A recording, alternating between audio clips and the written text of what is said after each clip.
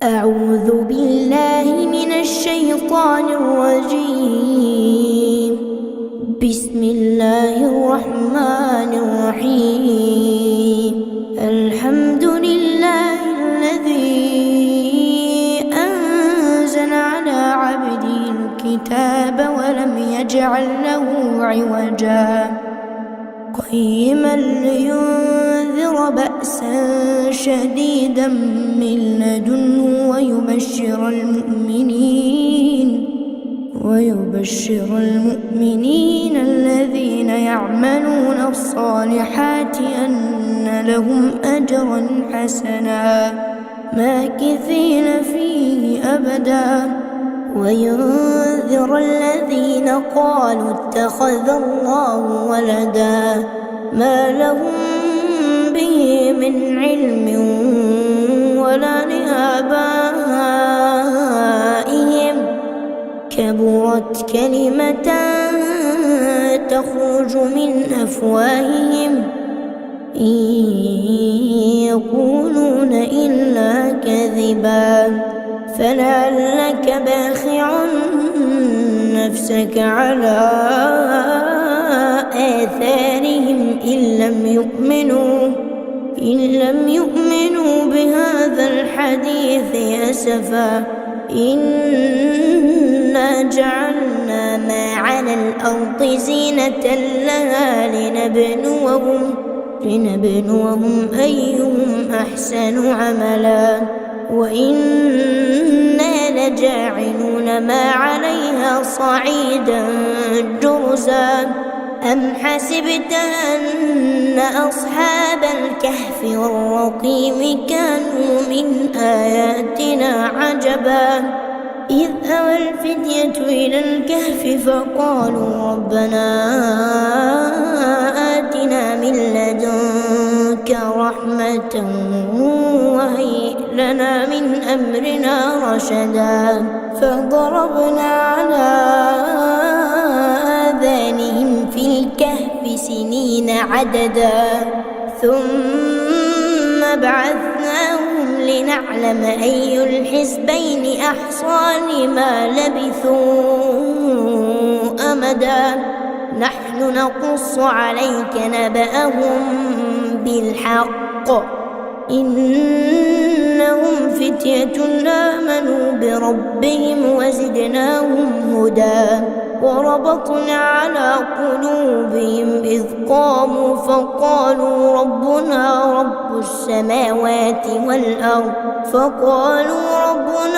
رب السماوات والأرض لن ندعو من دونه إلها لقد قلنا إذا شططا هؤلاء قوم اتخذوا من دونه آلهة لولا يأتون عليهم بسلطان بين فمن أظلم ممن افترى على الله كذبا وإذ اعتزلتموهم وما يعبدون إلا الله فأووا إلى الكهف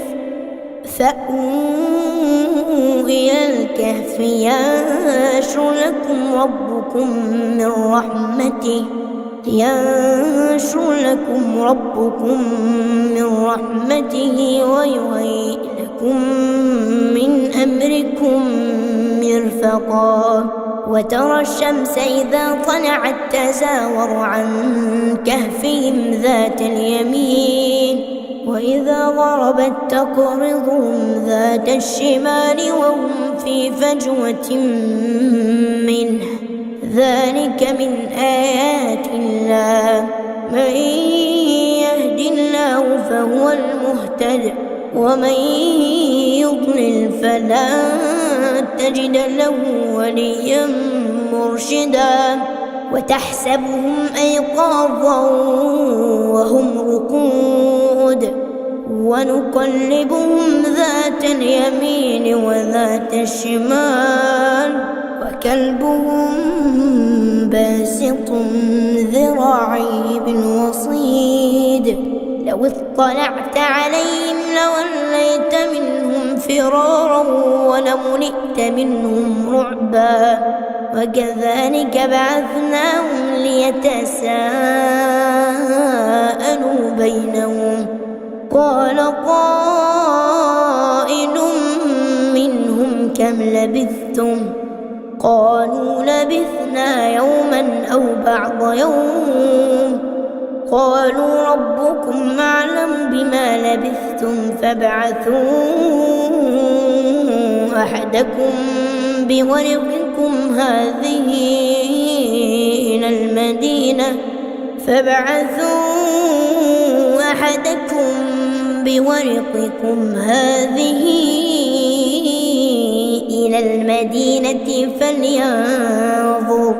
فلينظر أيها أزكى طعاما فليأتكم برزق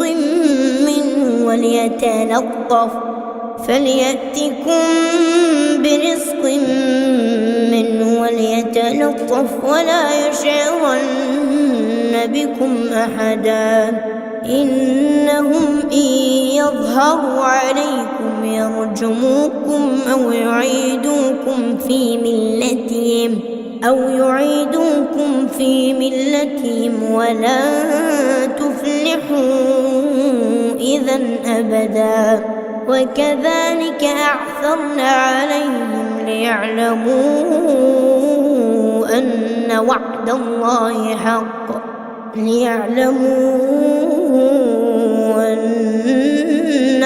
الله حق وأن الساعة لا ريب فيها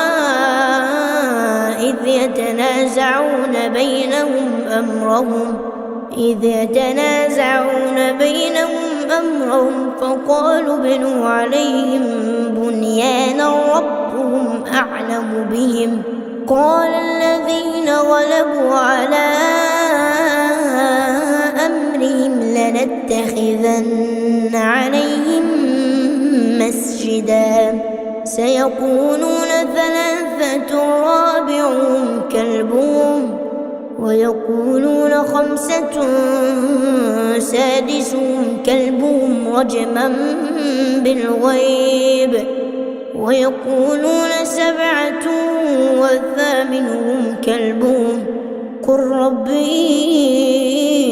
أعلم بعدتهم ما يعلمهم إلا قليل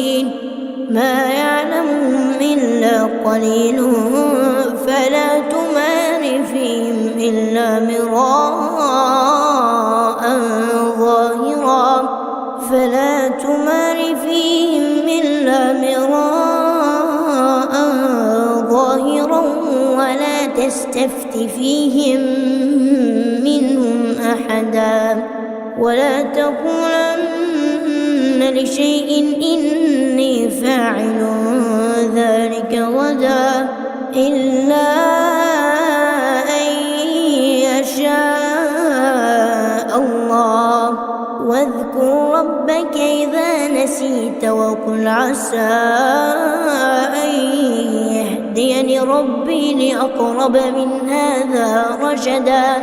ولبثوا في كهفهم 300 سنين وازدادوا 9 قل الله أعلم بما لبثوا له غيب السماوات والأرض أبصر به وأسمع ما لهم من دونه من ولي ولا يشرك في حكمه أحدا واتل ما أوحي إليك من كتاب ربك لا مبدل لكلماته ولا تجد من دونه ملتحدا واصبر نفسك مع الذين يدعون ربهم بالغداة والعشي يريدون وجهه ولا تعد عيناك عنهم تريد زينة الحياة الدنيا ولا تطع من أغفلنا قلبه عن ذكرنا واتبع هواه وكان أمره فرطا. وقل الحق من ربكم فمن شاء فليؤمن ومن شاء فليكفر. إنا أعتدنا للظالمين نارا أحاط بهم سرادقها وإن يستغيثوا يغاثوا بماء كالمهل يشوي الوجوه بئس الشراب وساءت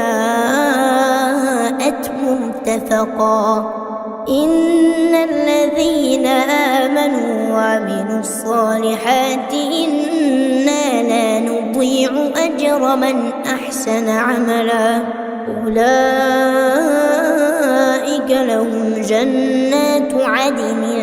تجري من تحتهم الأنهار يحلون فيها من أساور من ذهب ويلبسون ثيابا خضرا من سندس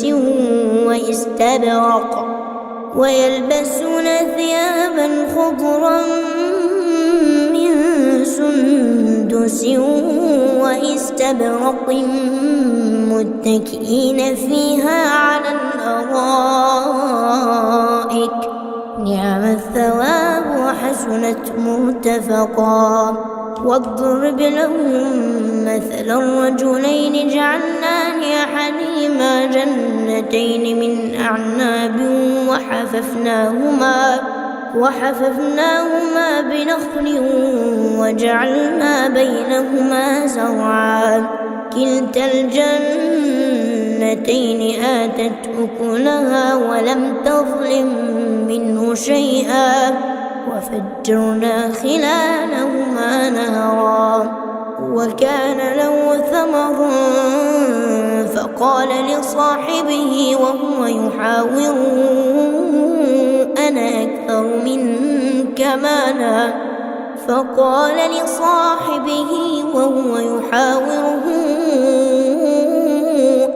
أكثر منك مالا وأعز نفرا. ودخل جنته وهو ظالم لنفسه قال ما أظن أن تبيد هذه أبدا وما أظن الساعة قائمة ولئن رددت إلى ربي لأجدن خيرا منها منقلبا. قال له صاحبه وهو يحاوره أكفرت بالذي خلقك من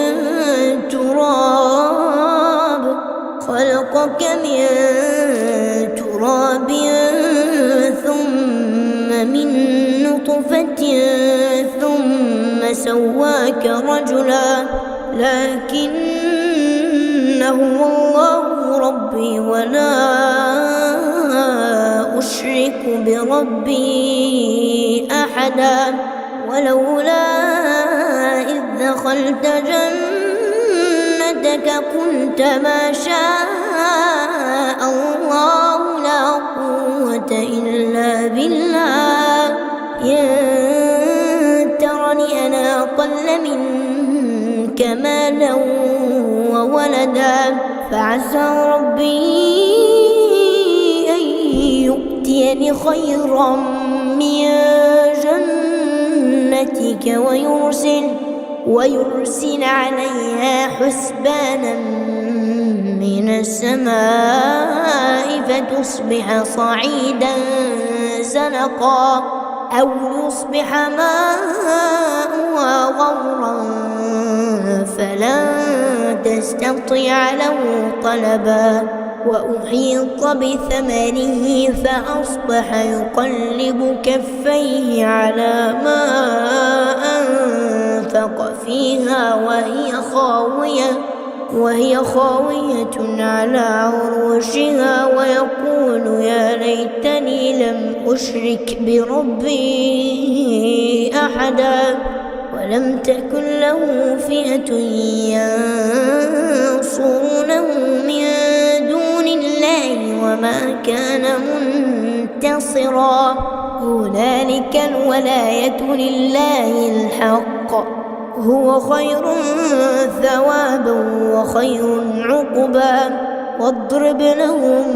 مثل الحياة الدنيا كماء أنزلناه من السماء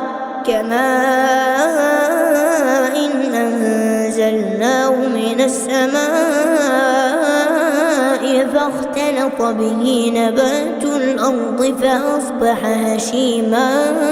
تذروه الرياح وكان الله على كل شيء مقتدرا المال والبنون زينة الحياة الدنيا والباقيات الصالحات خير عند ربك ثوابا وخير أملا ويوم نسير الجبال وترى الأرض بارزة وحشرناهم فلم نغادر منهم أحدا وعرضوا على ربك صفا لقد جئتمونا كما خلقناكم أول مرة بل زعمتم أن لن نجعل لكم موعدا ووضع الكتاب فترى المجرمين مشفقين مما فيه ويقولون يا ويلتنا ما لهذا الكتاب لا يغادر صغيرة ولا كبيرة إلا أحصاها ووجدوا ما عملوا حاضرا ولا يظلم ربك أحدا وإذ قلنا للملائكة اسجدوا لآدم فسجدوا إلا إبليس كان من الجن ففسق عن أمر ربه أفتتخذونه وذريته أولياء من دوني وهم لكم عدو بئس للظالمين بدلا ما أشهدتهم خلق السماوات والأرض ولا خلق أنفسهم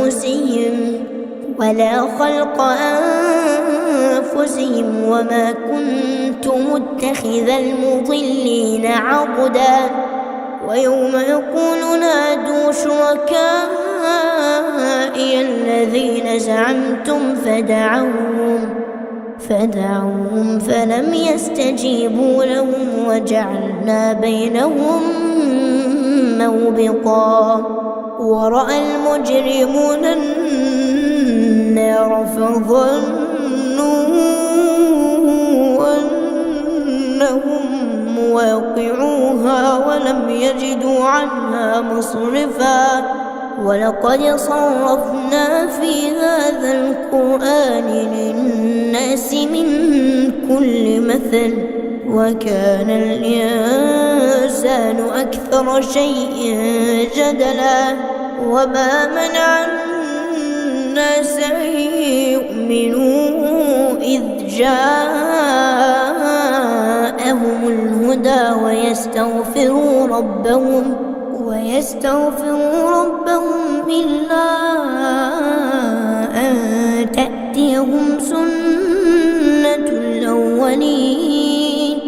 إلا أن تأتيهم سنة الأولين أو يأتيهم العذاب قبلا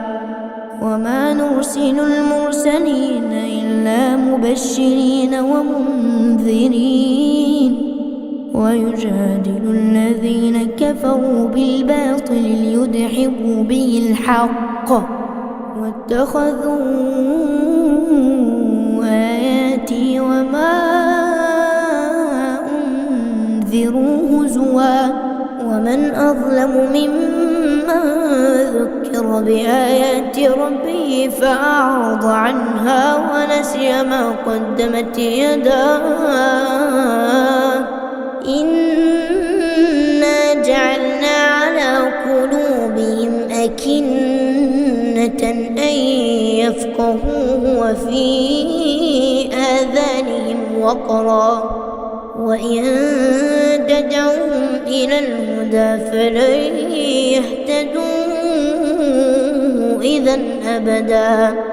وربك الغفور ذو الرحمة لو يؤاخذهم بما كسبوا لعجل لهم العذاب بل لهم موعد لن يجدوا من دونه موئلا وتلك القرى أهلكناهم لما ظلموا وجعلنا لمهلكهم موعدا وإذ قال موسى لفتاه لا أبرح حتى أبلغ مجمع البحرين أو أمضي حقبا فلما بلغا مجمع بينهما نسيا حوتهما فاتخذ سبيله في البحر سربا فلما جاوزا قال لفتاه آتنا غداءنا لقد لقينا من سفرنا هذا نصبا قال أرأيت إذ أوينا إلى الصخرة فإني نسيت الحوت وما أنسانيه إلا الشيطان أن أذكره واتخذ سبيله في البحر عجبا قال ذلك ما كنا نبغ فارتدا على آثارهما قصصا فوجدا عبدا من عبادنا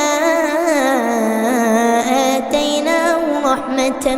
من عندنا وعلمناه من لدنا علما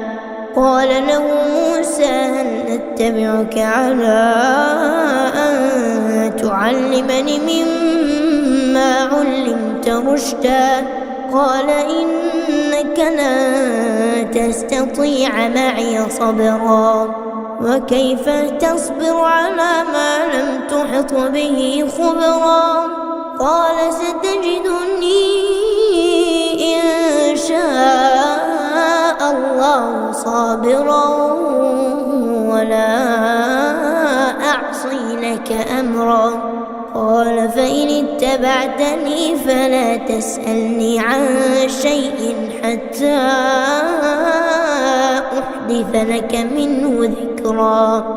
فانطلقا حتى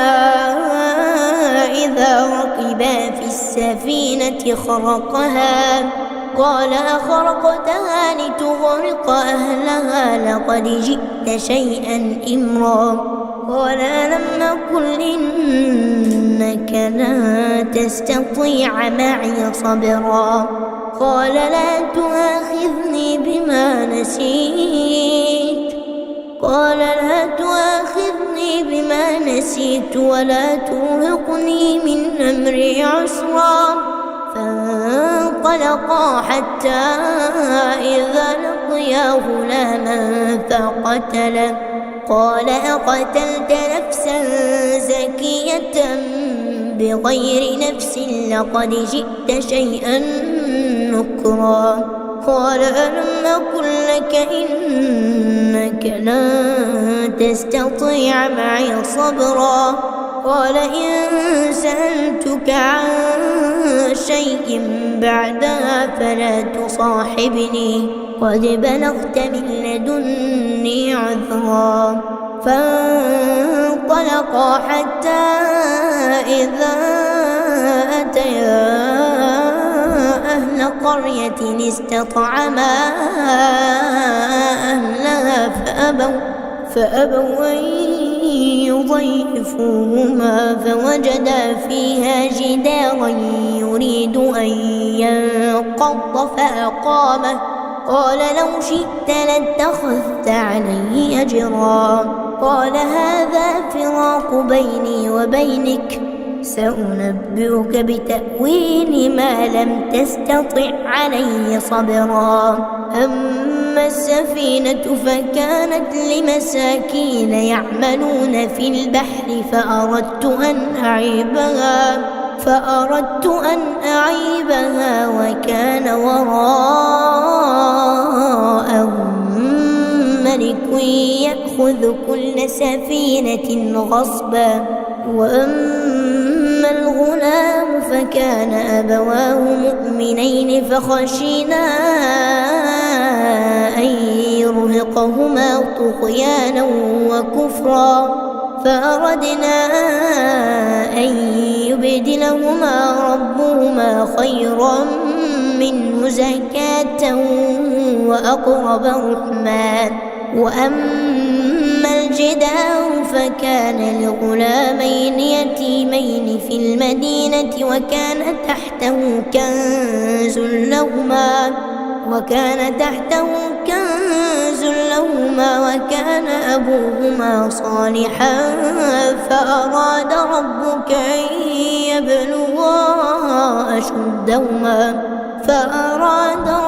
أن يبلغا أشدهما ويستخرجا كنزهما رحمة من ربك وما فعلته عن أمري، ذلك تأويل ما لم تسطع عليه صبرا. ويسألونك عن ذي القرنين قل سأتلو عليكم منه ذكرا. إنا مكنا له في الأرض وآتيناه من كل شيء سببا فأتبع سببا حتى إذا بلغ مغرب الشمس وجدها تغرب في عين حمئة ووجد عندها قوما. قلنا يا ذا القرنين إما أن تعذب وإما أن تتخذ فيهم حسنا. قال أما من ظلم فسوف نعذبه ثم يرد إلى ربه فيعذبه عذابا نكرا. وأما من آمن وعمل صالحا فله جزاء الحسنى وسنقول له من أمرنا يسرا. ثم أتبع سببا حتى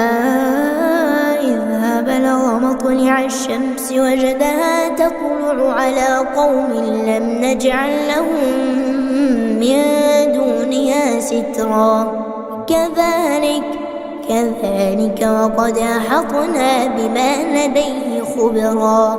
ثم أتبع سببا حتى إذا بلغ بين السدين وجد من دونهما قوما لا يكادون يفقهون قولا. قالوا يا ذا القرنين إن يأجوج ومأجوج مفسدون في الأرض فهل نجعل لك خرجا على أن تجعل بيننا وبينهم سدا. قال ما مكنني فيه ربي خير فاعينوني بقوة أجعل بينكم وبينهم ردما. آتوني زبر الحديد حتى إذا ساوى بين الصدفين قال انفخوا حتى إذا جعله نارا قال آتوني عليه قطرا فما استطاعوا أن يظهروه وما استطاعوا له نقبا قال هذا رحمة من ربي فإذا جاء وعد ربي جعله دكاء وكان وعد ربي حقا وتركنا بعضهم يومئذ يموج في بعض ونفخ في الصور فجمعناهم جمعا وعرضنا جهنم يومئذ للكافرين عرضا الذين كانت أعينهم في غطاء عن ذكري وكانوا لا يستطيعون سمعا أفحسب الذين كفروا أن يتخذوا عبادي من دوني أولياء إنا أعتدنا جهنم للكافرين نزلا قل هل ننبئكم بالأخسرين أعمالا الذين ضل سعيهم في الحياة الدنيا وهم يحسبون أنهم يحسنون صنعا أولئك الذين كفروا بآيات ربهم ولقائه فحبطت أعمالهم فلا نقيم لهم يوم القيامة وزنا ذلك جزاؤهم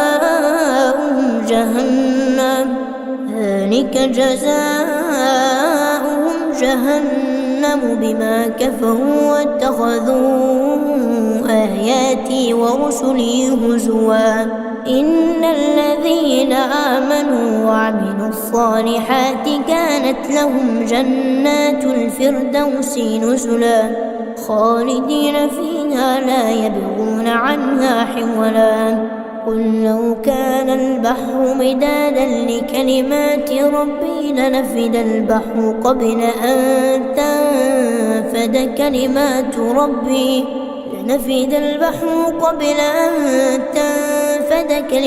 ربي ولو جئنا بمثله مددا قل إنما أنا بشر مثلكم يوحى إلي أنما إلهكم إله واحد فمن كان يرجو لقاء ربه فليعمل عملا صالحا ولا يشرك بعبادة ربه أحدا.